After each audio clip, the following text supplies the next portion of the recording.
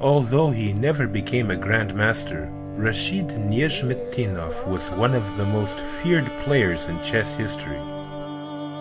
This game against Oleg Chirnikov from the 1962 USSR Team Championships shows why.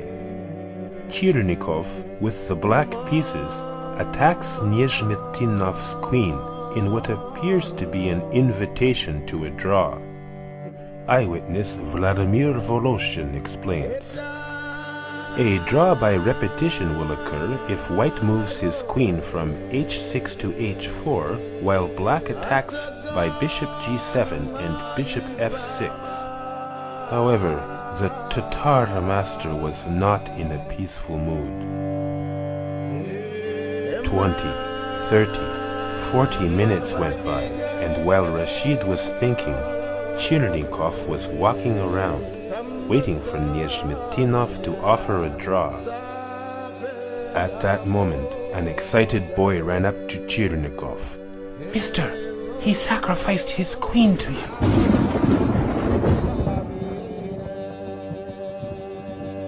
I did not see Chirnikov walk around anymore after that. Vladimir Voloshin. Nezhmetdinov kept up an irresistible initiative on the king's side, on his way to what would become one of many, many works of chess art.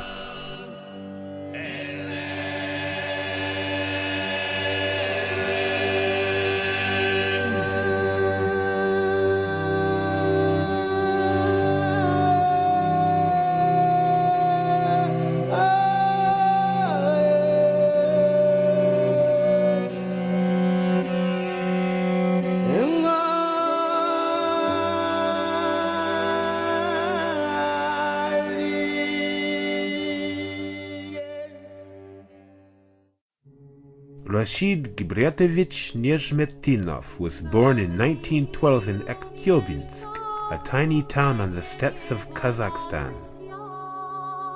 His parents were impoverished Tatar farmhands. They died, literally worked to death, when Rashid was still a small child. The orphaned boy was sent to live with his uncle Gumer in a village outside of Nizhny Novgorod, on the banks of the fabled Volga River.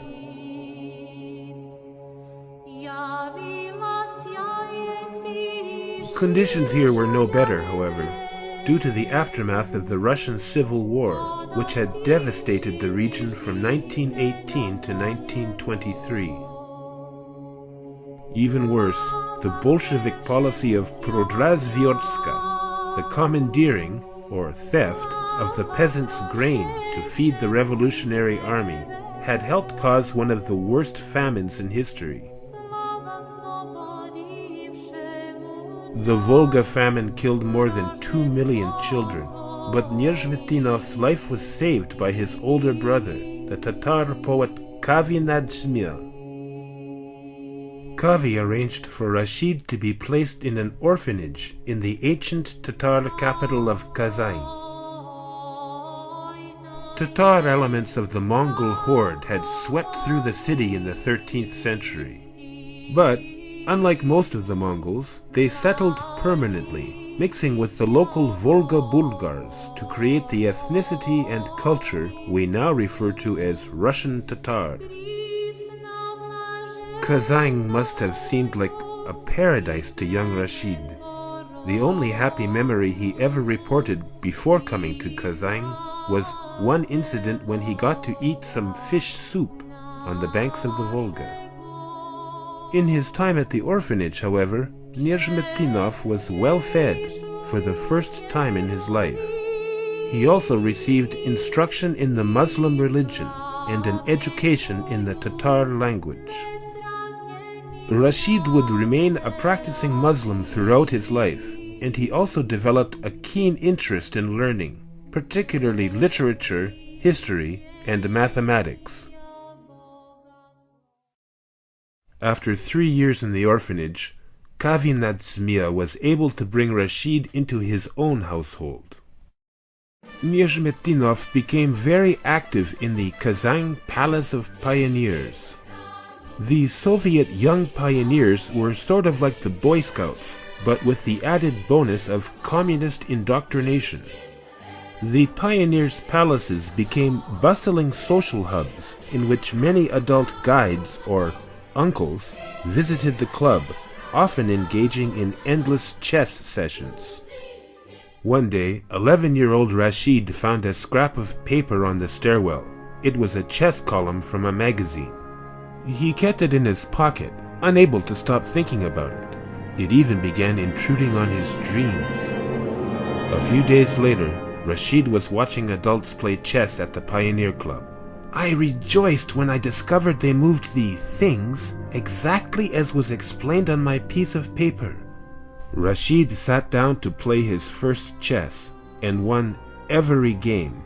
A man named Samsonov was so impressed, he wrote a letter recommending that Rashid be admitted to the Kazan Chess Club. Against the real experts, however, Nezhmetdinov enjoyed little success. There, he said, they all won from me right up to 1927, with no notion of theory, and on top of that, too interested in blitz chess, I was slow to make progress. In 1927, however, Nezhmetdinov, age 15, won the City Pioneer Championship with a score of 100%. Just 3 years later, Rashid became a first-category player by winning the Kazan City Championship. He had also surpassed Samsonov, as this game from 1929 amply illustrates. Rashid takes the black pieces and surprises his former chess mentor with a stunning smothered mate.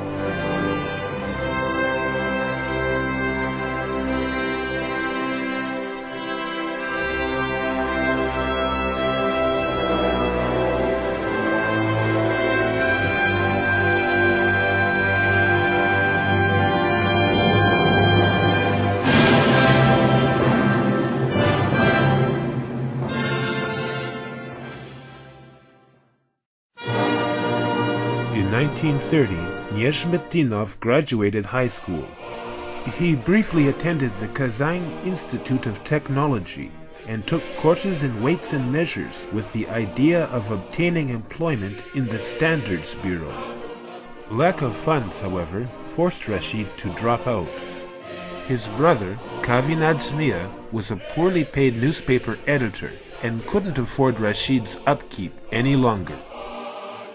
And so it was that Nezhmetdinov joined the Communist Party and set off for Odessa, Ukraine, to make his own way in the world. Neither Rashid nor his brother had ever blamed the Bolsheviks for the famine that had almost killed him. In fact, just 1 year earlier, Nezhmetdinov had published Coastal Fires, a prize-winning short story glorifying the Bolshevik role in the Russian Civil War. As for Rashid, he had enjoyed nothing but positive experiences as a member of the Soviet Palace of Pioneers. As it turned out, his Communist Party membership would put him in good stead in Odessa. In 1931, Odessa was a famed holiday resort on the Black Sea, but Rashid wouldn't get much beach time. He toiled all day long as a stoker in a steel mill. After work, however, Nezhmetdinov spent all his free time at the Odessa Chess Club. The club met daily in Vorontsov's palace, which had been seized by the Bolsheviks in 1917, and currently served as seat of the Odessa Soviet. As a chess-obsessed party member, Rashid fit right in. For 3 years he knocked heads with Odessa's best first-category players. In 1931, Odessa had no chess masters, but it would soon produce an international grandmaster, later destined to meet Rashid over the board. That wouldn't happen for some time, however. In 1931, Yefim Geller was only 6 years old.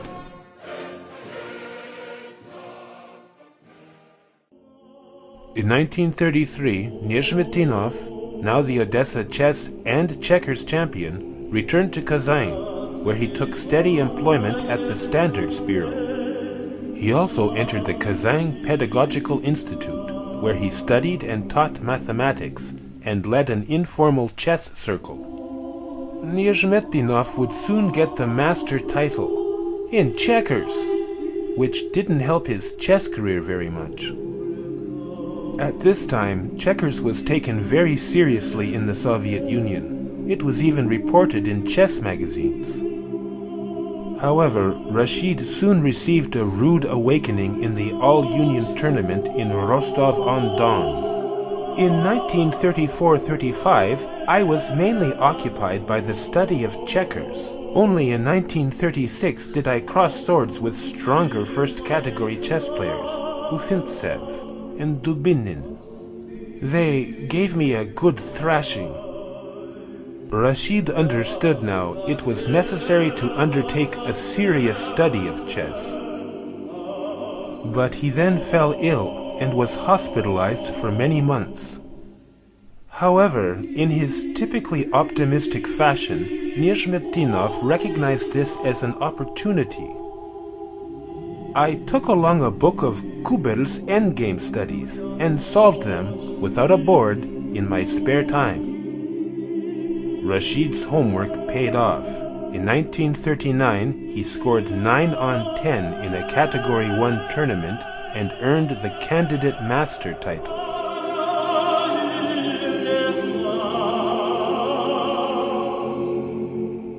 After graduating university in 1940, Rashid was called to military service. He was promptly shipped off 5,000 kilometers east to the Baikal military district on the border of Outer Mongolia. It seemed that Rashid had been banished to the ends of the earth. This didn't stop him, however, from winning the Lake Baikal District Chess Championship in February 1941. Nezhmetdinov triumphed over some stiff opposition, including Viktor Batorinsky and Konstantin Klaman. Here, Nezhmetdinov watches intently as his main rival Batorinsky takes on Klaman. Although World War II proved disastrous for Nezhmetdinov's chess development, causing a 5.5-year period during which he played no tournaments, in truth, he was extraordinarily lucky.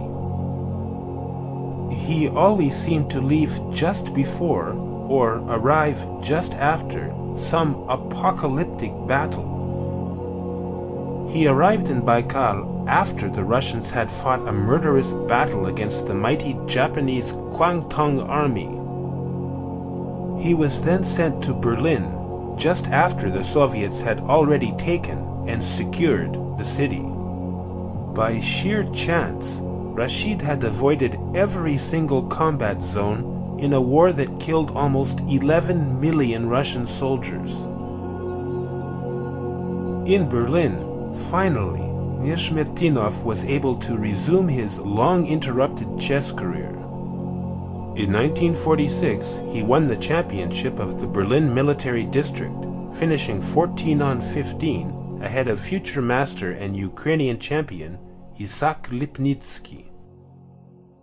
In 1946, Nezhmetdinov returned to civilian life, now 34 years old. His chess comeback, perhaps understandably, got off to a rocky start. However, he played himself into shape and became captain of the DSO Spartak chess team. In 1947, he showed continued improvement at the All-Union Candidate Master Tournament in Yaroslavl. He finished shared second with Tarasov, behind Holmov. This proved to be the start of a tumultuous friendship between Nezhmetdinov, Tarasov, and Holmov, which almost ended in disaster. In 1947, however, all was well with the world. At Yaroslavl, Rashid had filled his second master norm and was now entitled to an examination match for the title of Soviet Master of Chess. Georgy Lizitsyn was appointed to be Rashid's examiner. However, After studying Lizitsyn's games for months, Rashid was stunned to receive a telegram just days before the match. The Soviet Chess Federation informed him that the master Vladas Mikenas would now be his examiner. At the 11th hour, Nezhmetdinov furiously prepared by analyzing a recent article Mikenas had written on his favorite weapon, Alyekhin's defense. Mikenas promised to be a formidable opponent. In the great tournament at Kemeri 1937, he had defeated Alexander Alyekhin with the black pieces. Even worse, the game had been photographed. Alyekhin did not speak to Mikenas for years after. However, Nezhmetdinov had prepared well for Mikenas' favorite night hunt variation of Alyekhin's defense. In Game 1 of the match, Rashid shocked his opponent by playing into the hunt variation and crushing him in 17 moves. Mikenas fought back, however, and by Game 11 he felt confident enough to face the night hunt variation again. Nezhmetdinov destroyed him, demonstrating that it should perhaps be renamed the king hunt variation.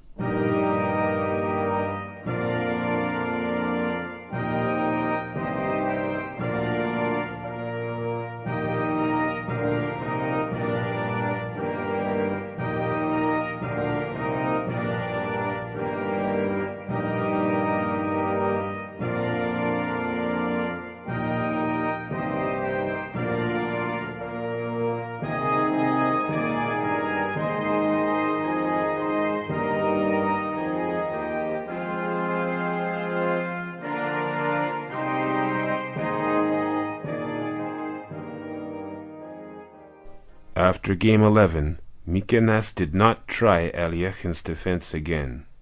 In the end, the match was a tie, but since the examiner got draw odds, Rashid did not receive the master title. Still, he was encouraged by the result.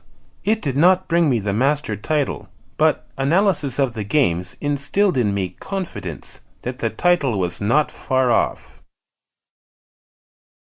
Despite this optimism, the next 2 years proved frustrating for Nezhmetdinov.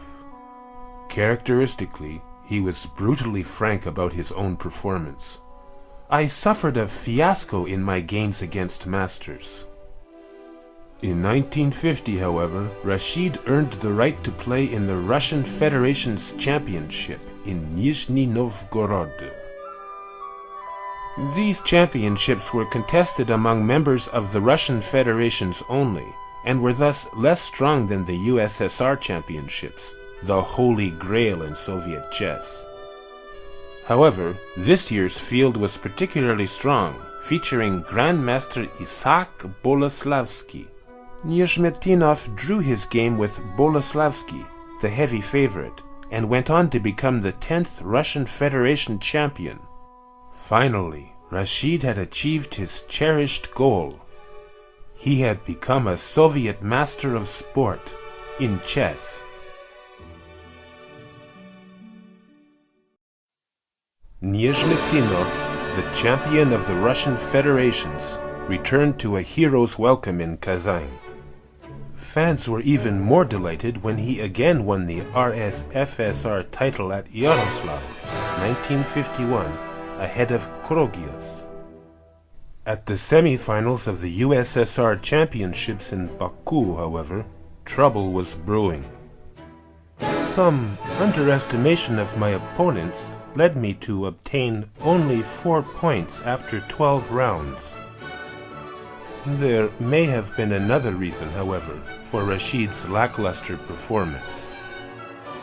Nezhmetdinov, Tarasov, and Kholmov had become boisterous drinking partners. In Baku, the triumvirate, as they were known, treated their hotel room as if they were rock stars. Rashid was on the balcony, hurling plates and crockery to the street below. Kholmov attempted to bring him inside, and soon the two were locked in noisy battle. Tarasov tried to separate the combatants, without much success. Unfortunately, the hullabaloo attracted the attention of Grandmaster Alexander Kotov. Kotov had been assigned as an observer on behalf of the Soviet Sports Committee. In fact, it's widely believed that he worked for the KGB at this time. At any rate, soon the local police were involved, and Kotov reported all three masters to the sports committee. Kholmov and Tarasov received the worst of it. They were disqualified from tournament play for 1 year and had their government stipend suspended. Rashid, the only Communist Party member in the group, retained his stipend and was disqualified for a shorter period of time. Given that Nezhmetdinov had actually caused the incident, Kholmov may be forgiven for bearing a grudge. Years later, he accused Rashid of groveling before the committee. In fact, however, all three masters were lucky. In the past, chess masters had been punished much more severely for lesser or even imaginary offenses. Leonid Kubel's brother Arvid had been executed for the crime of sending a chess composition to the foreign press. Chessmaster Vladimir Petrov had been sent to a gulag for the so-called crime of counter-revolutionary activities. Peter Izmailov had been the first Russian Federation champion in 1922. But this didn't stop him from being shot for his supposed involvement in a plot to kill Stalin. As for Rashid, he seemed to have learned his lesson. In fact, he stopped the all-night party tournament life and married. He also made good use of his enforced time off by writing the first chess book in the Tatar language. Once again, Nezhmetdinov had to play himself back into shape. At Saratov, 1953, he signaled his return by winning the RSFSR championship for the third time. He overtook the leader and rising star, Lev Bologaevsky, by finishing with a startling 6 wins in a row. Beginning with this championship, I learned to defeat masters on a regular basis. In January 1954, Nezhmetdinov finally got a chance to appear on the big stage. The 21st USSR Championships in Kyiv. Here, Rashid would face the toughest competition of his life, Russia's top grandmasters, including Tigran Petrosian and Yefim Geller. Geller was now ranked in the world top 10, but Nezhmetdinov dismantled him in a sharp struggle. Rashid also defeated legendary grandmasters Salo Flor and Andor Lilienthal, seen here enjoying a snowy day together. That's Lilienthal on the right of the screen. Against Lilienthal, Rashid produced yet another brilliancy. Lilienthal, with white, sacks a piece for what looks to be an overwhelming attack.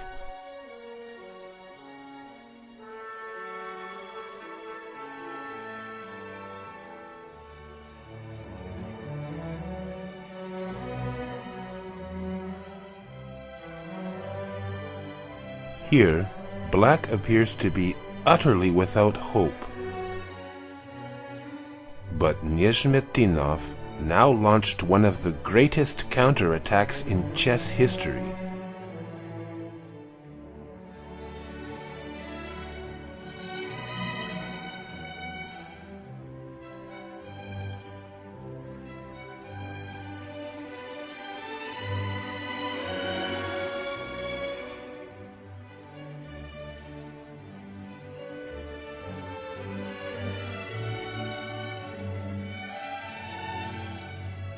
Rashid finished the event shared 7th, but he had proven a point by scoring 4.5 on 7 against grandmaster opponents.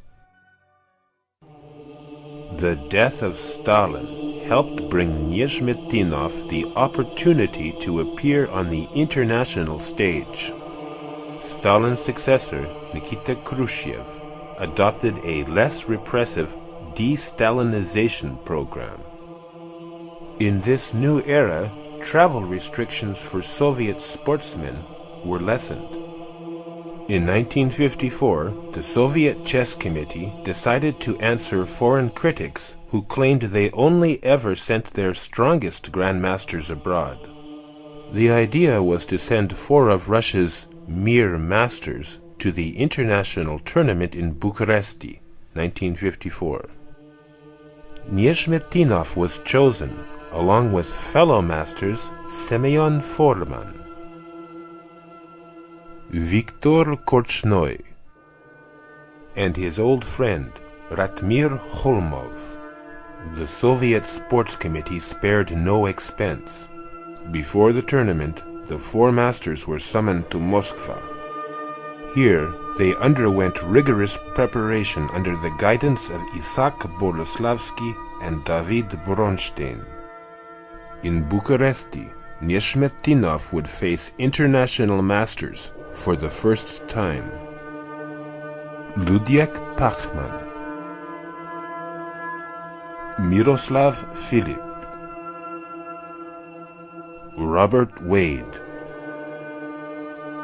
Bogdan Sliva, and international grandmaster and tournament favorite Gideon Stalbari. In round 5, Rashid took the white pieces against Italian master Enrico Paoli and sacrificed 2 knights for a vicious attack.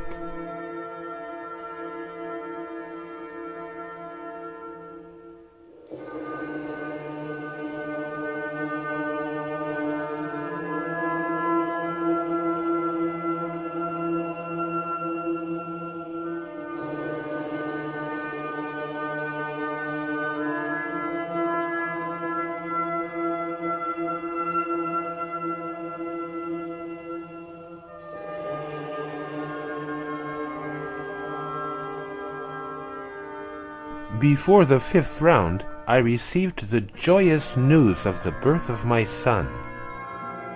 At the end of the round, I sent a telegram to my wife. I congratulate you on the birth of our son, and I dedicate my game with Paoli to him.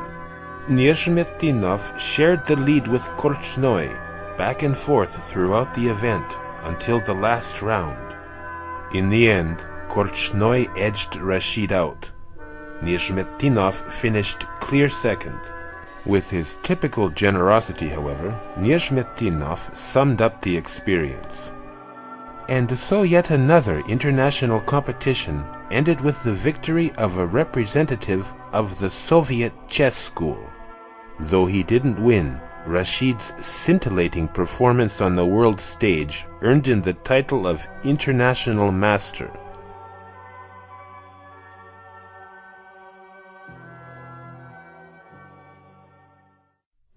Nezhmetdinov again made it to the big stage in Moscow, 1957, at the 24th USSR Championship. Though he only managed 13th place, Rashid distinguished himself in games against 2 future world champions. In 1957, Mikhail Tal was only 21 years old, but he had already electrified the chess world with his sacrificial romantic style. In round 6, Nezhmetdinov took white against the magician of Riga. Playing in a style similar to Tal's, Rashid seemed to have him in some kind of self-imposed zugzwang. Here, Tal appears unable to find effective counterplay, or even a useful plan. Rashid soon took advantage of this uncertainty, and punished his foe with a spectacular attacking sequence.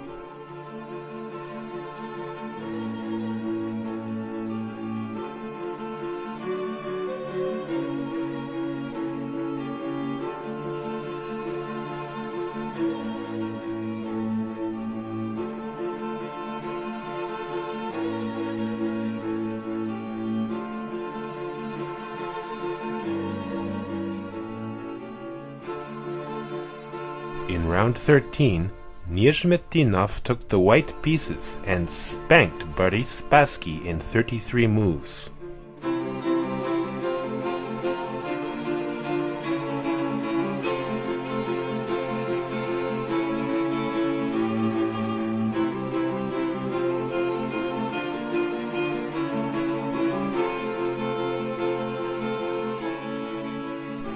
Spassky resigned here because of the crushing threat Queen to e6 check, which wins by force majeure.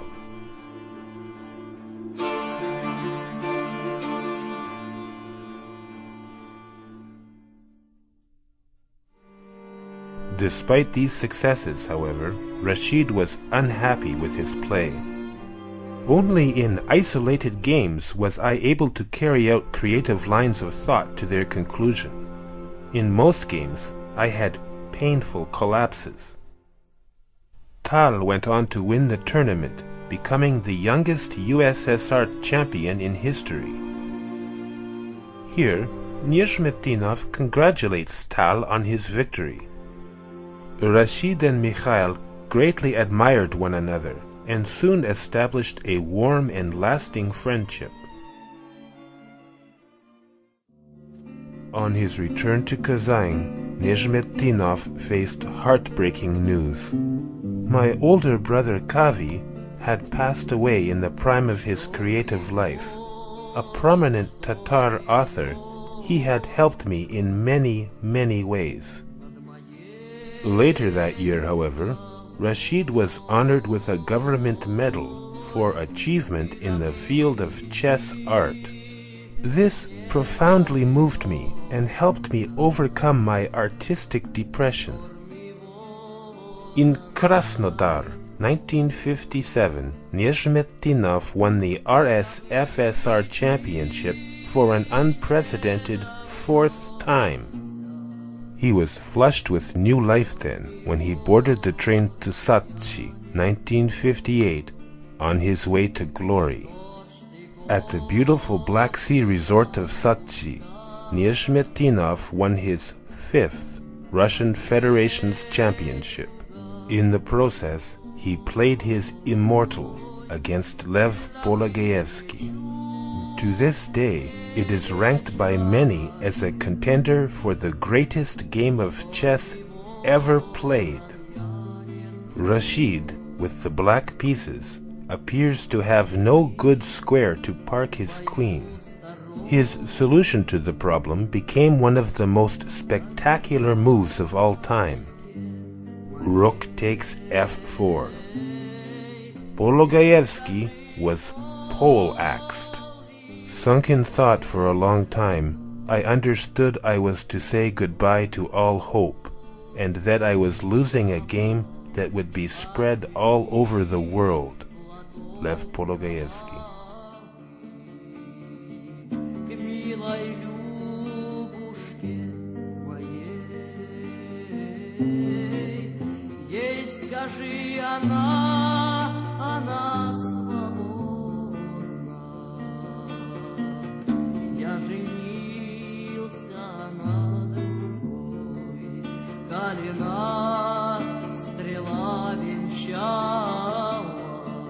After the game, a special painting was commissioned depicting Nezhmetdinov, Pologaevsky, and the Board of Destiny.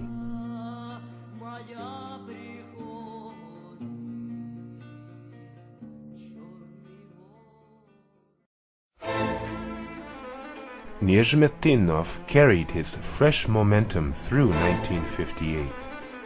At Vilnius, he served as captain for the Russian Federation in the USSR Team Championships. Under Rashid's leadership, the underdog RSFSR managed third place out of 9. Nezhmetdinov also garnered the bronze medal on first board, finishing ahead of Paul Keres, David Bronstein, Yefim Geller, and Isaac Boleslavsky. With the black pieces, Rashid overwhelmed Grandmaster Boleslavsky by shattering his kingside in a trademark assault.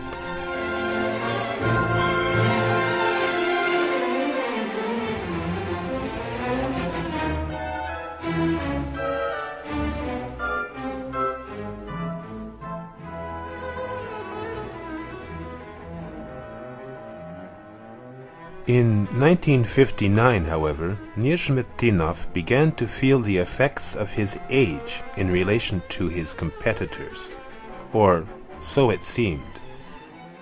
During the opening ceremony at the USSR Championships in Tbilisi, Rashid learned with regret that, at age 46, he was the oldest player in the field. Perhaps the only bright spot was an artistic win with the white pieces over David Bronstein, who proved unable to withstand yet another irresistible kingside attack from the Tatar master.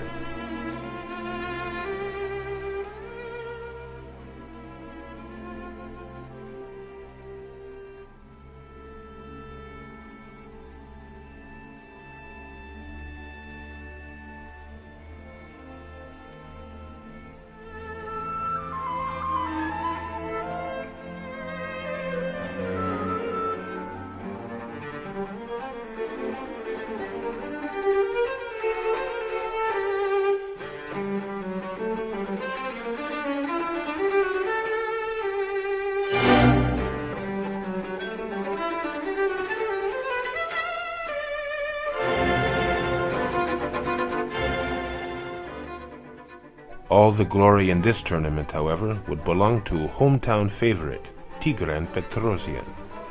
The Iron Tiger delighted Tbilisi fans by triumphing over a particularly strong field, including the young Turks, Tal and Spassky. For his part, Nezhmetdinov opined on his own disastrous performance. "You think you are close to success. All of a sudden, everything falls to the ground. Your hand is empty. The firebird has flown to another." Nezhmetdinov's slump lasted almost 2 years, but he refused to indulge in despair. He was well known by his colleagues and friends for his oft-repeated mantra, "Our day will come." And so it did. In 1960, although in somewhat unusual fashion, Mikhail Tal had begun preparations for his World Championship match against Botvinnik. Everyone knew that Mikhail relied heavily on his friend and countryman Alexander Koblenz for preparation in opening theory. However, Tal startled the chess world by asking Rashid to join his team. In 1960, I asked my friend Rashid to help me prepare, and I think this move was surprisingly successful. Nezhmetdinov was not a theoretician in the conventional sense of the word, but his ideas attracted my attention with their paradoxes. At first, they proved very dangerous for opponents. Mikhail Tal. And so it was that Rashid, often acting as a sparring partner, helped his friend become the chess champion of the world.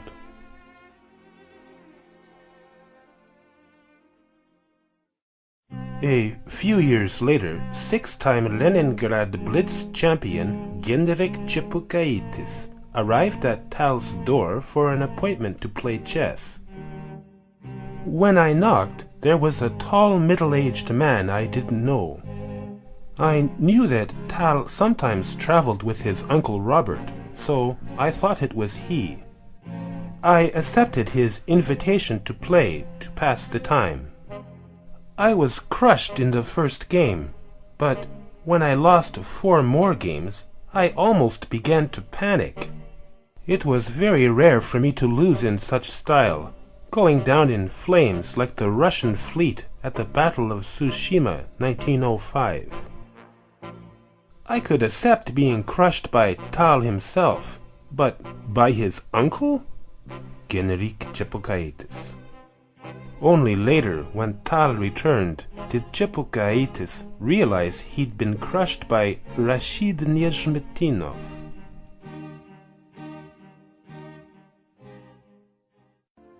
"1961 would prove to be yet another renaissance for the Tatar master. He finished second to Mark Taimanov at the Chigorin Memorial Tournament in Rostov-on-Don.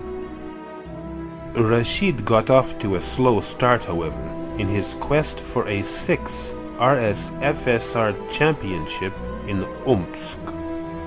Only by surging in the second half did Rashid manage to join a group of 5 tied for second place, behind Pologaevsky.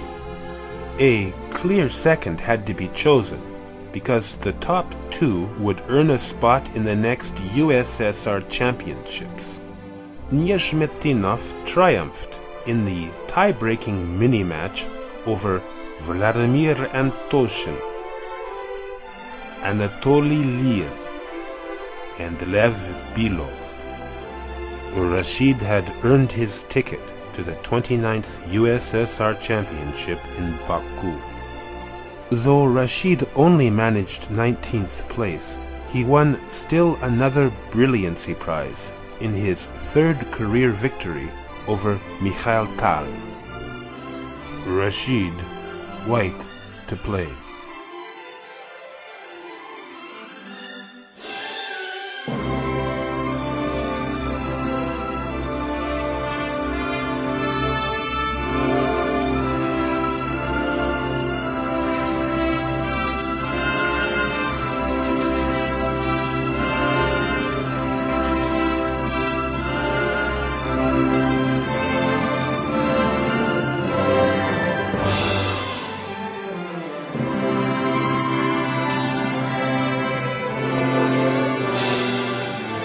Commentators were so struck by the beauty of this game that they dubbed him Evergreen Rashid.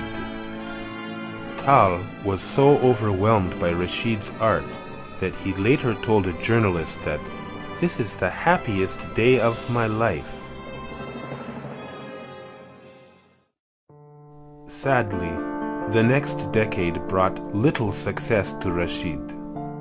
He did compete in his 5th USSR Championship in Kharkov, 1967, but this was an unusual event.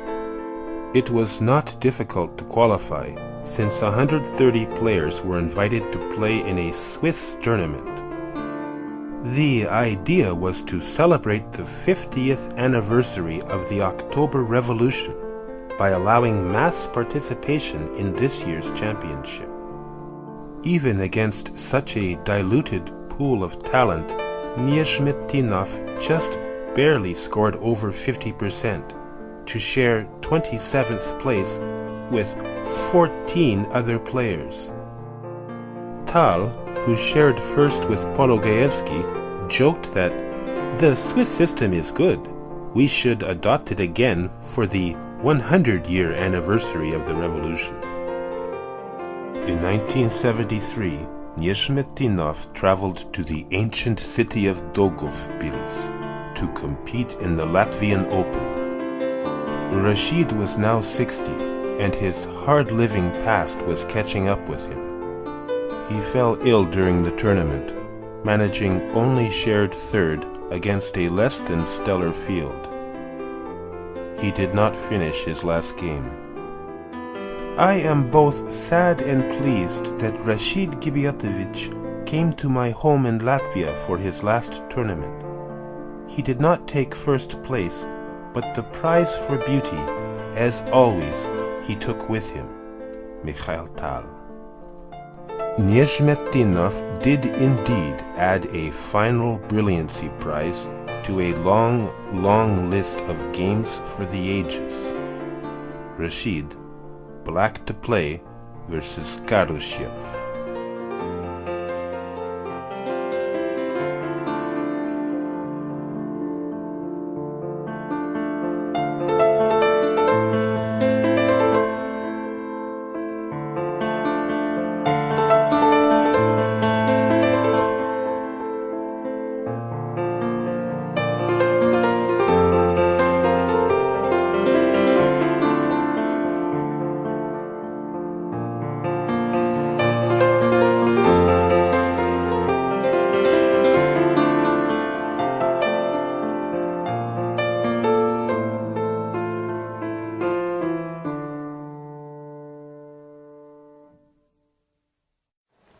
In the last few years of his life, however, Rashid did not abandon chess.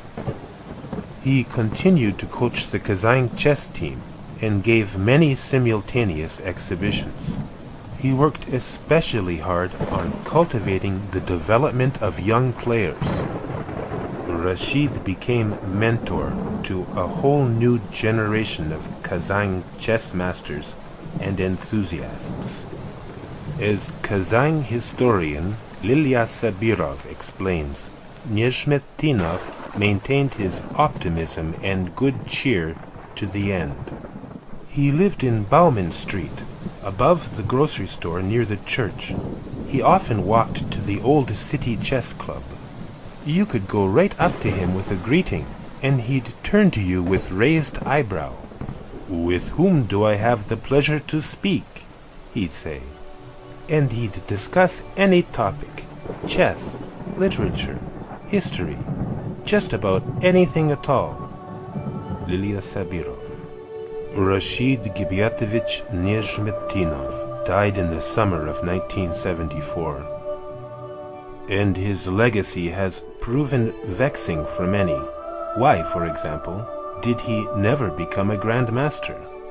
Some say he was discriminated against because he was a Tatar, or a Muslim, that he was not given as many chances to play abroad. You'd never hear anything like that from Rashid himself, however. I came into chess too late, a 17-year-old old man with no theoretical training. Yes, I could play some games with brilliance and win prizes for beauty and creative content, but I was never able to achieve the holistic skills necessary for grandmaster level. Rashid Nezhmetdinov. Perhaps Rashid's legacy is best explained by his fellow masters. If he had the attack, he could assassinate anybody. Yuri Averbach. Rashid Nezhmetdinov is a virtuoso. David Bronstein. No one understands combinations like Nezhmetdinov. Mikhail Botvinnik. Nezhmetdinov, he was, to the highest degree, Grandmaster of Chess Beauty. Max Oewe. Players die, tournaments are forgotten, but the works of great artists are left behind them to live on forever. Mikhail Tal.